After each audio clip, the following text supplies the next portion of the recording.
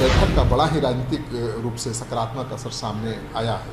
इससे ममता बनर्जी की आक्रामकता और तमाम वाम दलों की सकारात्मक बयान को देखते हुए समझा जा सकता है। नमस्कार, सिटी पोस्ट में आपका स्वागत है। मैं हूं श्रीकांत प्रत्युष। देश भर की नज़र टिकी हुई थी पटना में होने वाली विपक्षी एकता की बैठक पर, और ये बैठक सफलतापूर्वक हो भी गई।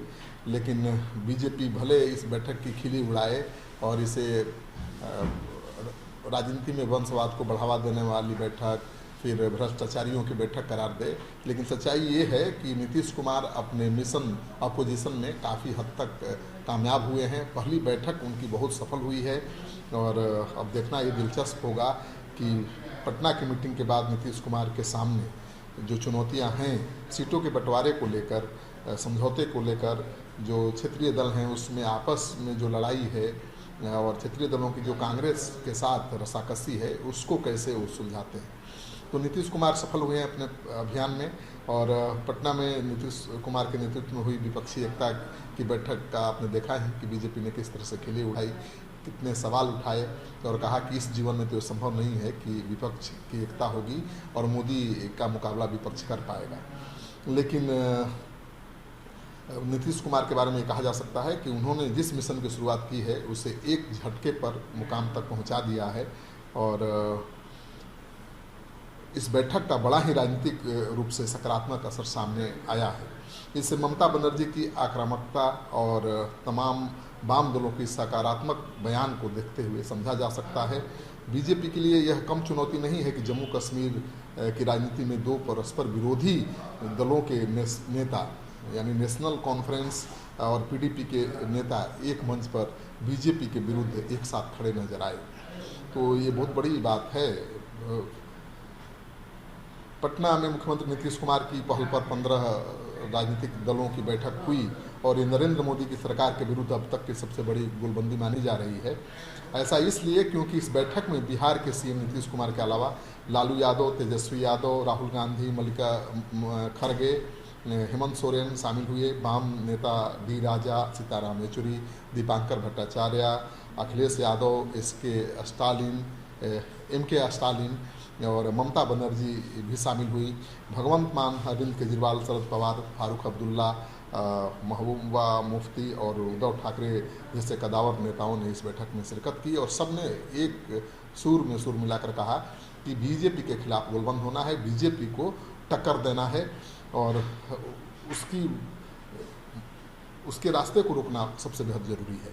पटना में हुई विपक्षी एकता की बैठक की महत्व इसलिए भी ज़्यादा बढ़ गया है क्योंकि तमाम दलों के नेताओं ने भाजपा हटाओ मुहिम को गंभीरता से लिया। बैठक में सभी दलों ने अपने अपने शीर्ष नेताओं को इस बैठक के लिए भेजा।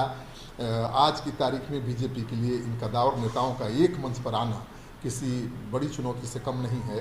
पटना की बैठक के बाद भी सीएम नीतीश कुमार की चुनौतियां कम नहीं हुई हैं, क्योंकि उन्हें कन्वीनर बनाने की बात चल रही है। नीतीश कुमार अगर संयोजक बनते हैं या बन ही गए हैं मानकर चलिए, तो उनके सामने आने वाले समय में गठबंधन से जुड़े सभी मुद्दों को सुलझाने का जिम्मा होगा। लोकसभा सीटों का बंटवारा करने के लिए फार्मूला तय करना, कांग्रेस से आमने सामने की जो लड़ाई है ममता बनर्जी की और अरविंद केजरीवाल की, शरद पवार की, एनसीपी की, उसको सुलझाना और उनके बीच बेहतर तालमेल बिठाना नीतीश कुमार की सबसे बड़ी जिम्मेवारी होगी। साथ ही मोदी सरकार और बीजेपी को कैसे, किन मुद्दों पर घेरा जाए, और इसे लेकर भी नीतीश कुमार को अहम भूमिका निभानी पड़ेगी, रणनीति बनानी पड़ेगी।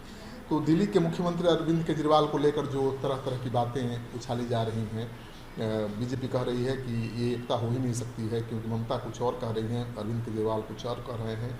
लेकिन इसमें ज़्यादा दम मुझे नहीं दिखाई देता है, क्योंकि केजरीवाल जिस अध्यादेश के बारे में कांग्रेस से सहमति मांग रहे हैं वह मसला सदन के भीतर का है, और यह बात बीजेपी भी समझती है। कांग्रेस निश्चित रूप से सदन के अंदर उस अध्यादेश का विरोध करेगी, इसमें शक की कोई गुंजाइश नहीं है। तो मान लीजिए कि अरविंद केजरीवाल अलग हो भी जाते हैं, कांग्रेस समर्थन नहीं भी करती है अरविंद केजरीवाल का, तो बाकी 14 जो दल हैं वो भी कम नहीं है बीजेपी को चुनौती देने के लिए। तो मुझे लगता है कि नीतीश कुमार कामयाब हुए हैं और ये 14-15 दल मिलकर बीजेपी की चुनौती 2024 के लोकसभा चुनाव में बढ़ा सकते हैं। साल 2019 के लोकसभा चुनाव में बीजेपी ने महज 43% वोट हासिल किए था और 300 से ज़्यादा सीटों पर उसका कब्जा हो गया था। वहीं 57% वोट उसके खिलाफ पड़े थे, लेकिन ये वोट बिखरे थे, विपक्षी दलों में इन वोटों का बंटवारा हो गया था, इसलिए सीटें ज़्यादा नहीं आईं। मुख्यमंत्री नीतीश कुमार ने इसी वोट बैंक यानी 57% पर निशाना साधा है और विपक्षी एकता की इस मुहिम को भ्रष्टाचार में डूबी पार्टियों का गठबंधन करार देकर बीजेपी अगर ये मुगालता पाल रही है कि विपक्ष एकजुट नहीं हो सकता है और एक मंच पर नहीं आ सकता है, तो बीजेपी के लिए मुझे लगता है कि नुकसानदेह साबित हो सकता है, क्योंकि अमित शाह का जो टारगेट पहले जो था वो 400 सीटों का था, अब वो घटकर 300 सीट पर पहुंच गया है। तो जाहिर है कि बीजेपी भी विपक्ष की गोलबंदी से पैदा होने वाली चुनौती को समझती है और उसे भी लगता है कि आने वाले दिनों में उसकी चुनौती बढ़ने वाली है। तो नीतीश कुमार अपने मिशन अपोजिशन में कामयाब हुए हैं। अब संयोजक के रूप में उनकी बहुत महत्वपूर्ण भूमिका होगी। अगर नीतीश कुमार वाकई मोदी को चुनौती दे पाते हैं तो उनका जो राजनीतिक कद है बहुत बड़ा हो जाएगा। और अभी जो बात चल रही है कि विपक्ष के बारात का दूल्हा कौन है, नीतीश कुमार दूल्हा बन सकते हैं। इस वीडियो को खूब ज़्यादा से ज़्यादा लोगों के साथ शेयर करिए। अगर आपने अब तक हमारा चैनल सब्सक्राइब नहीं किया है तो ज़रूर कर लीजिए। आपका सहयोग समर्थन सिटी पोस्ट के लिए बहुत मायने रखता है।